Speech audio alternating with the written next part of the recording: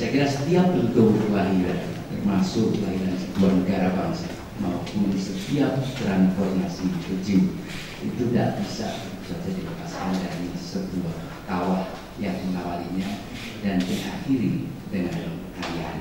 Hari-hari itulah yang nanti pada akhirnya kita akan bicarakan dalam konteks misalnya adalah bentuk dan format rekonsiliasi yang paling mungkin di dalam konteks politik Indonesia saat ini. Tapi kalau tentang kawahnya itu sendiri juga kita bisa bercerita panjang lebar. Kalau kita membaca sejarah Indonesia, itu sesungguhnya kan bahwa political violence itu merupakan sesuatu yang kerap kali terjadi, entah itu berulang untuk yang puluh atau sekian ratus tahun, itu saja persoalannya. Jadi kita bisa menyaksikan lagi misalnya mulai dari pertikaian antara Sanjaya Wangsa dengan Sailendra Wangsa tahun 825 sampai tahun 893. Kemudian disusul pertikaian di antara sesama Wangsa Isyana, terbelahnya Panjalu dan Kauripan. Saya kira itu tahun berapa itu 1047 kurang lebih. Terus kemudian terjadi lagi beberapa tahun kemudian di Majapahit, kemudian perjanjian Tianti tahun 1755, terbelahnya kembali Surakarta menjadi Mangkunegaran dan Kasunanan pada tahun 1775. Banyak sekali perubahan yang selalu kita bisa catat ulang di dalam sejarah ini. Yang menarik sesungguhnya adalah bahwa tradisi perubahan politik Indonesia di masa lalu dan sejarah yang panjang itu jarang sekali diwarnai dengan sesuatu yang predictable, regularity dan sebagainya itu. Dalam teori demokrasi kita mengenal istilah yang namanya suksesi, political succession. Misalnya pemilu kemudian menjadi salah satu bagian dari political succession.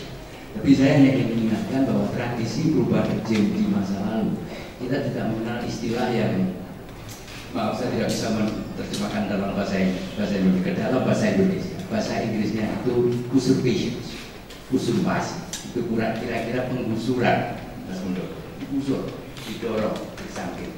Nah seperti tadi beberapa peristiwa sejarah tahun-tahun lama zaman lalu itu yang saya yakin kalau Anda masih membaca cerita-cerita Sailendra Wangsa atau Sanjaya Wangsa itu menunjukkan bahwa terjadinya perubahan regime itu tidak pernah teratur dengan baik. Dan saya percaya bahwa ada demokratisasi dan sebagainya itu sesungguhnya memang akan menjadikan kita lebih baik dalam konteks itu, meskipun kalau kita setuju pada beberapa studi komparatif yang statistikal sifatnya, kita baru memerlukan waktu 5 atau 6 pemilihan yang reguler ya, jadi katakanlah 2024 atau 2025 atau 2028 lah kurang lebih, atau 2030 kita akan mapan dalam sebuah democratic system. Jadi for the next 15 years itu kayaknya masih merupakan sesuatu yang mungkin saja banyak hal yang irregular itu bisa terjadi. Meskipun saya yakin juga Mas Muldoko bahwa tidak mungkin perubahan politik Indonesia 10 tahun ke depan itu didrive oleh militer dalam arti terjadinya katakanlah militer tentara itu kayaknya kalau pengalaman saya ketika mengajar di sesko itu orang doang percaya benar saya mengajar sesko yang mayor yang letkol itu, dan mereka 5 tahun 10 tahun lagi itu baru akan menempati posisi yang bisa menggerakkan pasukan dengan kekuatan kurang lebih sekitar 7.500-an. Kalau menguasai 30-an juga iso tidak, jadi prediksi saya dalam konteks itu saya jamin, tapi jaminan saya tentu beda dengan jaminan mantan Panglima ya. Kayaknya tidak akan terjadi. Meskipun demikian tentu saya tidak bisa menjamin untuk lulusan-lulusan akademi yang masuk tahun 2010 ini kan belum masuk sesko gitu ya. Jadi oke lah ini lain, tapi emphasis saya, penegasan saya terletak pada bahwa perubahan politik memang masih merupakan sesuatu yang tidak teratur. Begitu juga halnya pada tahun 65 ketika terjadi transfer of power atau bukan atau apapun namanya dengan surat perintah 11 Maret dan seterusnya itu berada dalam konteks irregularitas. Saya tidak ingin mempersoalkan ada atau tidaknya surat perintah 11 Maret itu, sama saja dengan saya tidak pernah tahu yang namanya Krisno Bosoro itu namanya si Kris atau dapurnya kan gitu. Karena bahkan kalau kita berbicara tentang tradisi Jawa yang banyak simbolikal itu ya, itu Itu seringkali kita mendengar ada keris namanya Nogososo, ada keris juga namanya Sangklap, ada keris lain lagi namanya Sabu Inten. Tetapi ada puluhan atau bahkan ratusan Nogososo dan ada puluhan atau ratusan Sabu Inten. Sehingga terminologi Nogososo dan Sabu Inten itu bisa ditafsirkan secara berbeda oleh orang yang berbeda. Bisa dikaitkan Nogososo sebagai dapur, tapi bisa juga dapur itu, wah ini masa Cito, teman saya dari sini. Atau keris itu sebagai nama keris, berarti kan terus angel ya, bukan gitu. Satu objek bisa ditafsirkan dari dua perspektif. Jadi saya memang kebetulan lagi tidak ingin berdebat, meskipun saya paham betul kalau teman saya Asmi Bakman Adam itu sebagai seorang historian itu selalu mencari evidence. Itu kan dia kalian ini ngomong, kalian ini bukti kan gitu. Jadi ini semua doa ya, apa gitu ya. Jadi satu segi itu sih oke-oke saja. Tapi inilah kira-kira bahwa kawah yang menjadikan terjadinya peristiwa tahun 1965 itu adalah the cultural dimension of Indonesian politics ketika institusi-institusi demokrasi atau kenegaraan kita memang belum mapan pada waktu itu. Nah, hari-harinya apa? Hari-hari itu yang kita bisa peroleh, kita simak. Tadi kita menyaksikan dan mendengar apa yang dikatakan oleh Presiden Soekarno pada tanggal 17 Agustus tahun 1966. Jangan sekali-sekali meninggalkan sejarah. Ini pun dari gesture, dari kondisi politik dan seterusnya kan kita juga bisa berdebat ya. Dari satu sisi barangkali betul juga kalau ditafsirkan bahwa Bung Karno itu rekonsiliasinya kuat dengan menguji apa yang dilakukan oleh Jenderal Soeharto pada waktu itu, tapi pada saat yang sama juga menegaskan tentang apa yang sebenarnya tertulis dalam versi surat perintah 11 Maret menurut apa yang Presiden Soekarno ingat, ya kan? Jadi soal pengamanan termasuk untuk mengamankan ajaran-ajaran yang besar revolusi dan seterusnya kan gitu ya. Jadi kira-kira itu dari dari satu sisi. Jadi tone adalah sebuah tone yang rekonsiliatorik. Persoalannya kemudian barangkali mengarah kepada sebenarnya dari sudut psikologi individual, behavioral psychology, seperti apa sih Soekarno pada waktu itu. Nah, itu saja kan bisa ditafsirkan bahwa periode katakanlah pertarungan politik terjadi sebelum 65, tapi pada akhirnya kan antara tahun-tahun sebelum itu sampai kurang lebih pada tahun 67. Sehingga apa yang dikatakan tadi oleh Bung Siwarno dan ketika Pak Harto dengan Dewi Soekarno, dan Soekarno kira-kira sudah berada dalam posisi yang kalah gitu ya, meskipun finalnya pada akhirnya itu pada tahun 1967, tapi periode April 65 sampai karena sidang istimewa pada tahun 67 itu Bung Karno tidak berada dalam posisi yang betul saat tidak. Pertanyaannya adalah apa yang dilakukan oleh orang yang mempunyai ide besar, cita-cita besar, dan gambar bayangan besar tentang masa depan seperti Soekarno, tetapi losing his political authority yang jauh. Nah, kita harus pelajari apa yang dilakukan Soekarno pada tahun-tahun 30 misalnya, pada tahun-tahun 42 sampai 45 ada sedikit kolaboratif dengan Jepang misalnya kan gitu ya. Terus kemudian apa yang terjadi antara perjanjian Renville misalnya sampai kemudian perjanjian KMP tahun 47 49. Yang menarik adalah bahwa bukan tidak mungkin orang yang berjiwa sebesar Soekarno tetapi berada dalam sebuah lingkungan politik yang circumvented, yang terkungkung, itu memang agak lebih rekonsiliatif, dan memang itu merupakan sesuatu yang bagi Soekarno tentu adalah tactical move, mungkin seperti yang diajarkan oleh Sun Tzu, kalau tidak bisa mengalahkan lawan ya barangkali dan sebagainya, sesuatu yang wajar dan bisa dimengerti dalam konteks politik, suara-suara rekonsiliasi. Jadi itu poin yang kedua yang ingin saya sampaikan, dan mungkin yang terakhir sebagai bagian akhir dari si hari-hari itu sebenarnya adalah tentang sebenarnya rekonsiliasi seperti apa. Nah, kita tahu bahwa sebenarnya agak sulit untuk berbicara dalam konsep rekonsiliasi itu, entah karena persoalan sejarah dari mana kita harus memulai rekonsiliasi, entah karena siapa yang menginisiasi rekonsiliasi itu, karena beberapa model rekonsiliasi yang setelah Perang Dunia Kedua kedua itu pada umumnya ditawarkan oleh mereka-mereka yang menang secara politik. Ya kan? Kalau di Indonesia ini kan kira-kira yang kalah secara politik, wah kalah kok jalur kan gitu. Betul lah. Kan? Ini beda. Rekonsiliasi seperti di Afrika Selatan misalnya, itu bisa mengambil formula forgiving, not forgetting. Ini kan bikin lupa antara forgetting, not forgetting.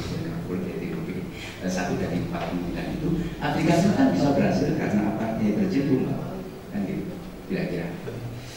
Yugoslavia, former Yugoslavian state itu bisa berhasil juga dalam melakukan rekonsiliasi karena kemudian orang-orang seperti Niko Mladic, Slobodan Milošević dan sebagainya kemudian dibawa ke international tribunal, dikalahkan oleh sebuah tribunal internasional. Di Indonesia tidak bisa, tapi bukan berarti bahwa itu tidak bisa. Saya sendiri setuju bahwa rekonsiliasi itu harus ada, tapi saya tidak membayangkan kemungkinan besar terjadinya rekonsiliasi yang total. Jadi pada akhirnya saya kira opsi atau strategi of reconciliation itu akan menjadi jauh lebih penting dibanding sekedar berdebat mengenai perlu atau tidaknya rekonsiliasi. Dan itu hari-hari yang tadi dilahirkan dari pidato Soekarno, katakanlah antara lain saya mengajarkan bahwa reconcile with us, reconcile with history, reconcile with truth atau untruth, itu kemudian menjadi sesuatu yang sangat penting, tergantung pada formatnya. Tapi format hitam putih saya nggak begitu yakin karena bahkan saya nggak bisa mengidentifikasi secara pasti siapa sih sebenarnya pihak-pihak yang bertentangan. Kan ini kan tergantung bagaimana kita identifikasi. Bisa saja misalnya kita oversimplify sebagai pertikaian antara keluarga Soekarno dan keluarga Soeharto, bisa sebagai sebuah keluarga. Yang in essence, dugaan saya sebagai sesama putra pemimpin menteng di tahun-tahun itu, mereka juga mempunyai cultural history yang tidak berjauhan satu sama lain. Jadi ada empati, saya kira ada, sehingga saya tidak terlalu yakin kalau ini menjadi persoalan yang mendalam dalam luka antar dua keluarga. Meskipun itu bisa terjadi, tapi akan saya kira fading away with time, kira-kira begitu.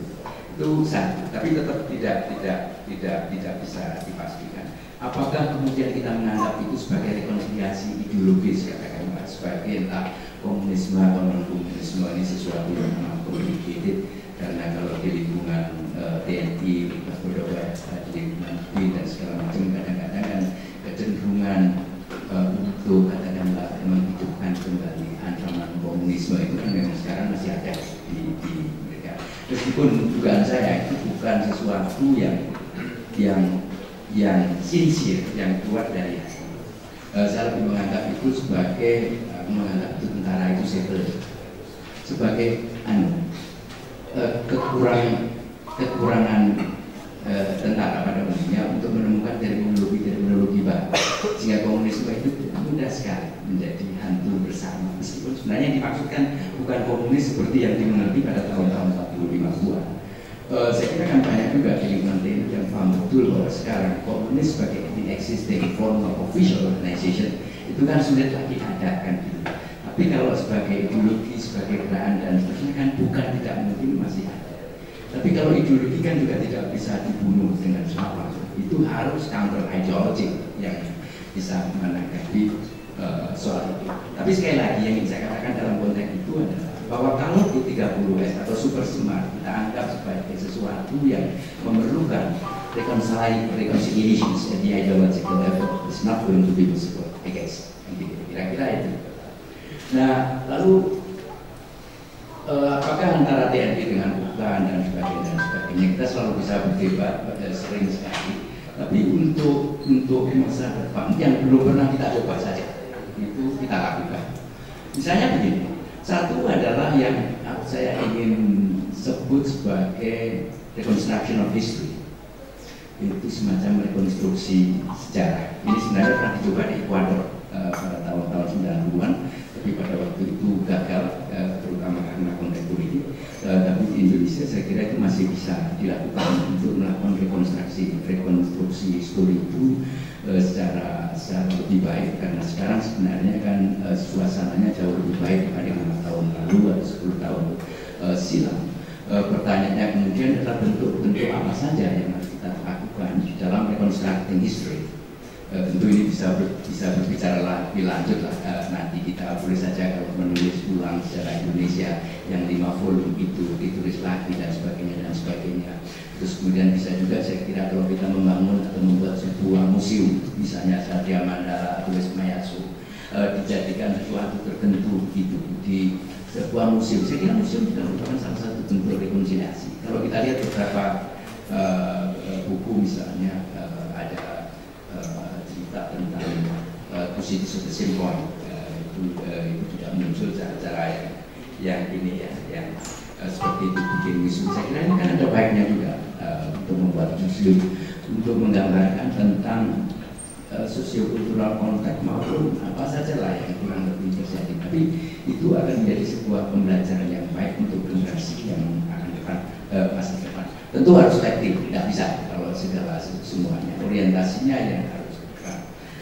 Tapi saya kira museum penulisan sejarah itu merupakan salah satu cara untuk merekonstruksi bagaimana sejarah. Nah, jangan lupa ini amat penting karena sebagian besar saya yakin buku sejarah yang Anda baca, terutama yang berasal dari luar negeri, adalah buku-buku sejarah yang ditulis secara salah dan keliru. Satu di antaranya adalah tulisan Bernard Anderson. Ada yang sekolah dan tidak membaca buku itu, tidak ada. Dan itu keliru. Kesalahan utama Bernard Anderson saya kira adalah mengidentifikasi power and influence in medieval Java pada saat abad 4 sebagai tipikal political culture of Java and Indonesia. This is completely wrong. Jadi ini saya kira harus ditulis ulang.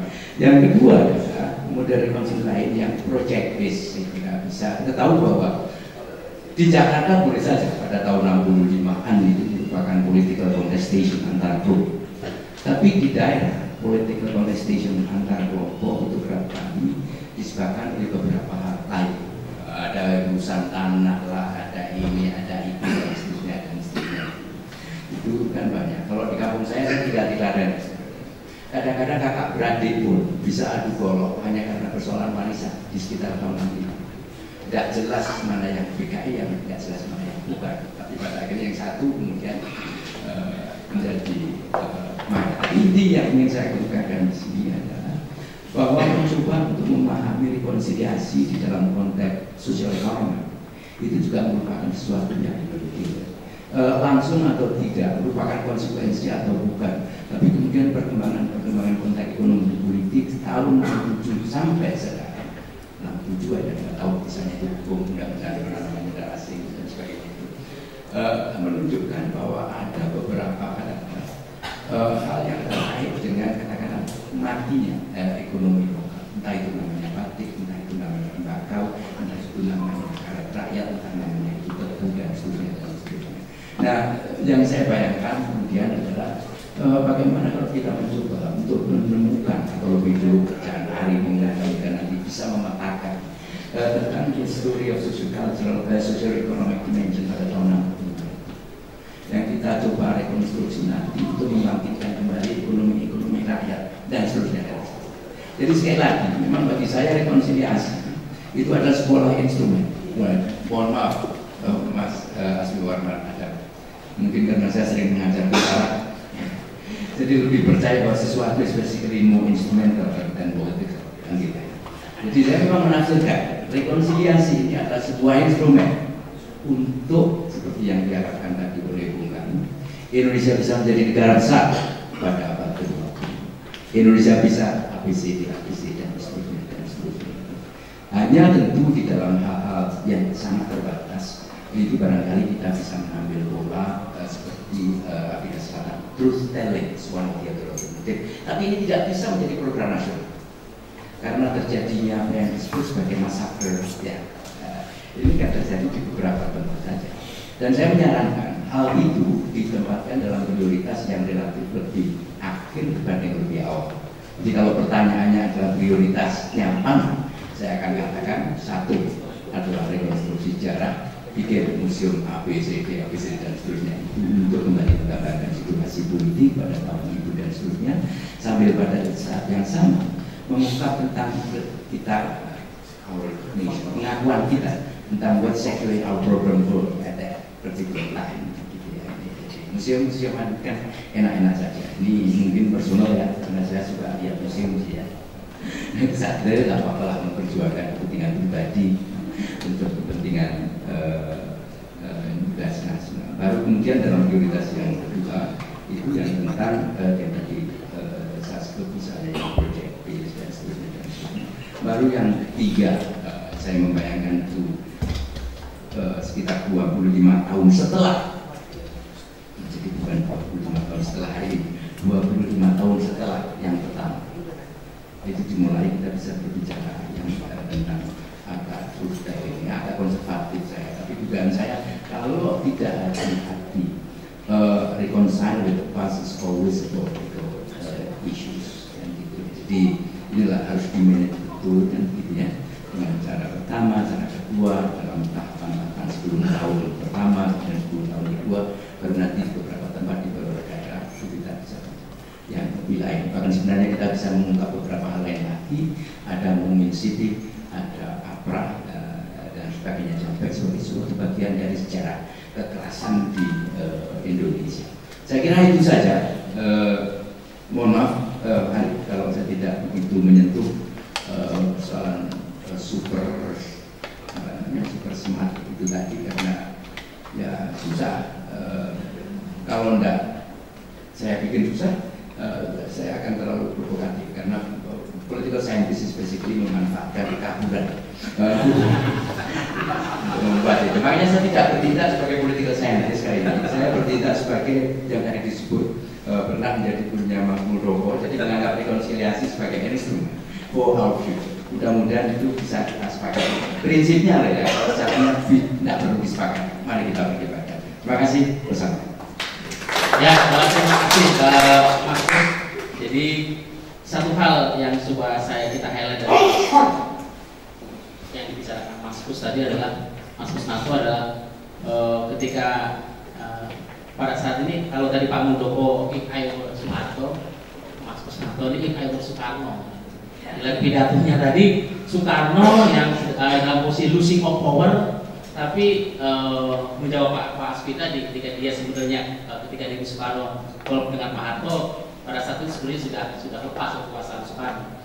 Ya, dan posisi losing of power dengan semua atribut dia yang masih ada, dia berpidato dan dia menatap Indonesia ke depan seperti apa. Nah, message itu sebenarnya yang kami sebagai orang muda dan kita yang dibutuhkan untuk Indonesia ke depan. Jadi sebenarnya semangat rekonsiliasi itu yang dari Mas Kus lebih eksplorasi, dan memang kami ingin mengajak ke sana. Ketika 3 pembicara hari ini, saya sebagai moderator dan mungkin Bapak Ibu Saudara dan rekan media juga merasa puas. Ada 3 angle kita melihat Super Smart. Pak Aswi melihat dari sejarah Super Smart sebagai sebuah fakta. Pak Muldoko tadi melihat sejarah Super Smart sebagai sebuah konteks sejarah yang mungkin berubah pada hari ini dan pemaknaannya.